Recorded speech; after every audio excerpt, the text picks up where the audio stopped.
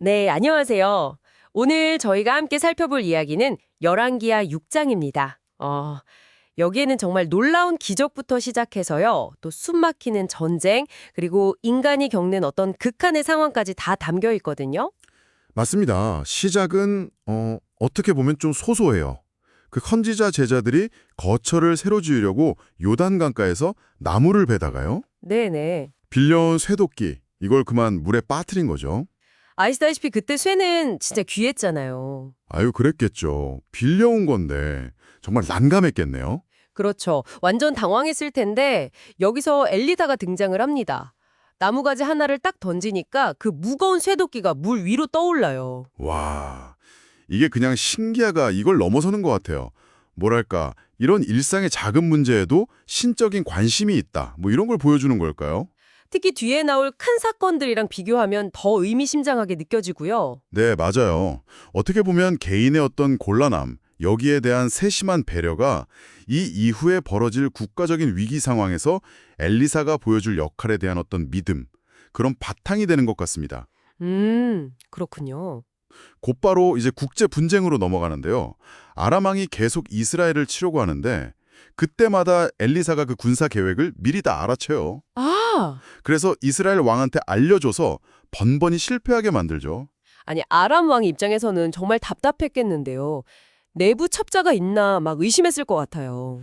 당연하죠. 결국엔 그 정보 출처가 엘리사라는 걸 알게 됩니다. 그래서 이번엔 아예 대규모 군대를 동원해서 엘리사가 있는 도단 성읍을 밤새 포위해버려요. 이야, 하룻밤 자고 일어났더니 성 전체가 그냥 적군에게 둘러싸인 거네요. 네, 엘리사의 사환이 아침에 딱 나가봤다가 이걸 보고 그냥 완전히 겁에 질려서 막 소리 지르죠. 아, 내 주여, 우리 이제 어떡합니까? 그럴 만도 하죠. 눈앞에 펼쳐진 광경이 그런데. 근데 이때 엘리사의 반응이 참 대단해요. 두려워하지 마라. 우리와 함께한 군대가 저들 군대보다 훨씬 많다. 이렇게 딱 말하거든요. 아니, 눈에는 안 보이는데. 그렇죠. 그러고는 기도를 하죠. 사환의 눈을 열어달라고요. 그러자 그 사환의 눈에 뭐가 보이냐면 산을 가득 메운 불말과 불병거. 와, 하늘의 군대가 보이는 거예요. 와, 정말 눈앞에 현실 너머에 있는 어떤 강력한 보호를 딱 보여주는 장면이네요. 이게 바로 절망을 이기는 힘이다. 이런 걸까요? 그런 셈이죠. 근데 엘리사는 여기서 멈추지 않아요. 이제 성으로 쳐들어오는 그 아람 군대의 눈을 멀게 해달라고 또 기도를 합니다. 네, 눈을 멀게 해요? 네. 그리고는 눈이 먼 그 아람 군인들을 직접 이끌고 어디로 가냐면 사마리아 성 안, 그러니까 적진 한가운데로 데리고 들어가요. 아니, 적진으로요? 네, 거기서 다시 눈을 뜨게 하니까 아람 군대는 얼마나 혼란스러웠겠어요. 갑자기 적진 한복판에 와 있으니. 그렇죠. 완전 멘붕이었겠네요. 이스라엘 왕은 이때다 싶었겠고요. 당연하죠. 이스라엘 왕은 와, 다 죽일 기회다 하고 엘리사한테 물어봐요. 내가 이들을 칠까요? 이때 엘리사의 대답이 또 정말 예상 밖이죠. 네, 정말 놀랍습니다. 죽이지 말라고 해요. 오히려 빵이랑 물을 줘서 잘 대접해서 돌려보내라고 하죠. 아니, 전쟁 포로를요. 당시로서는 진짜 파격적인데요? 맞아요. 일반적인 군사 전략이랑은 완전 반대죠. 근데 이 이상한 예상 밖의 관용이요, 놀라운 결과를 가져와요.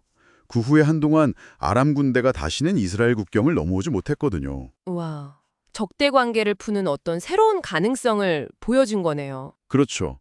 그런데 안타깝게도 이 평화가 오래가지는 못합니다. 얼마 후에 아람 왕 베나닷이 다시 대군을 이끌고 와서 사마리아를 포위해요. 이번엔 상황이 훨씬 더 심각해집니다. 네, 성 안이 완전히 고립되면서 그야말로 극심한 기근이 닥치죠. 물가가 폭등해서 그 기록을 보면 나귀 머리 하나에 은 80세겔. 와, 심지어 비둘기 똥까지 은 5세겔에 거래됐다고 하니까요. 정말 상상하기 힘든 참상인데요.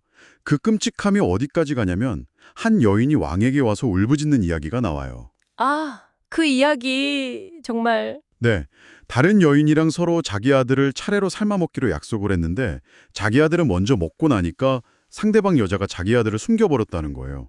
이걸 왕에게 고발하는 거죠. 정말 인간성이 완전히 무너진 참혹한 상황이네요. 그렇죠. 이 기막힌 이야기를 들은 왕도 자기 옷을 찢으면서 괴로워해요. 그런데 그 분노가 어디로 향하냐면 엉뚱하게도 엘리사에게로 향합니다. 네, 엘리사한테요? 네, 이 모든 재앙의 원인이 엘리사 때문이라면서 당장 가서 죽여버리겠다고 길들이 날뛰죠. 아, 이런 극한의 고통 속에서는 원인을 찾기보다 그냥 비난할 대상을 찾는 그런 심리가 작용하는 걸까요? 그렇죠. 뭐랄까, 희생양을 찾는 인간 심리의 어두운 면이죠. 절망이 너무 깊어지면 그렇게 되기 쉬운 것 같아요. 그런데 왕이 보낸 암살자가 도착하기도 전에 엘리사는 이미 다 알고 있었어요. 장로들과 함께 대비하고 있었죠. 결국 그 왕의 사자가 엘리사 앞에 도착해서 내뱉는 말이 정말 깊은 절망과 원망이 담겨 있잖아요. 네, 이 재앙이 여호와께로부터 나왔는데 내가 뭘 더 기다리겠느냐 이렇게 말하죠. 완전히 희망을 놓아버린 거예요. 와, 정말 열왕기하 6장은 이렇게 초자연적인 보호와 기적이 있는가 하면 동시에 인간이 경험할 수 있는 가장 밑바닥의 절망과 고통이 아주 숨가쁘게 교차하는 것 같아요. 맞습니다. 보이지 않는 어떤 영적인 실제에 대한 믿음, 그리고 눈앞에 닥친 이 끔찍한 현실, 이 사이의 긴장감이 정말 대단하죠. 엘리사가 보여준 그 자비의 결과와 또 반대로 극한의 고통 속에서 왕이 보인 반응을 생각하면 참 많은 질문을 던지게 되는 것 같습니다. 여러분은 이 이야기 속에서 어떤 부분이 가장 깊이 와닿으셨나요? 보이지 않는 것을 믿는 것과 눈앞의 현실 사이에서 나라면 어떤 선택을 했을까 한 번쯤 생각해 보시는 것도 좋을 것 같습니다.